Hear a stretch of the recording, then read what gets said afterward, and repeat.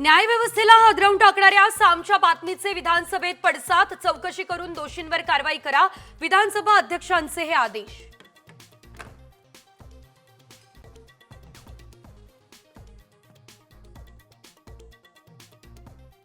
विश्व हिंदू परिषदेची औरंगजेबाची कबर हटाव ही मोहीम. कोल्हापूरमध्ये प्रतिकात्मक कबर तुडवली तर नागपूरमध्ये जाळली. पुण्यात आंदोलक आक्रमक.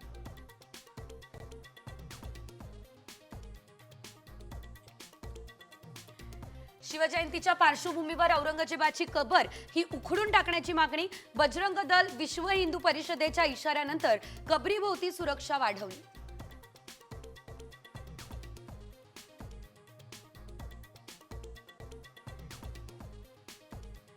सहा महिने थांबा, आणखी एकाचा बळी जाणार. सुप्रिया सुळे यांच्या गौप्यस्फोटानंतर राज्याच्या राजकारणामध्ये एकच खळबळ.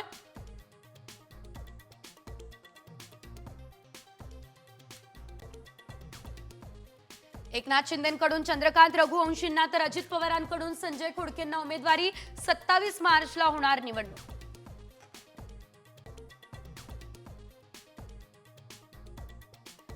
ज्येष्ठांसाठीच्या मुख्यमंत्री वयोश्री आणि तीर्थदर्शन योजना ठप्प. दोन्ही योजनांची नवीन नोंदणी बंद करा. तर तीर्थदर्शनासाठी हजारो ज्येष्ठ नागरिक वेटिंगवर.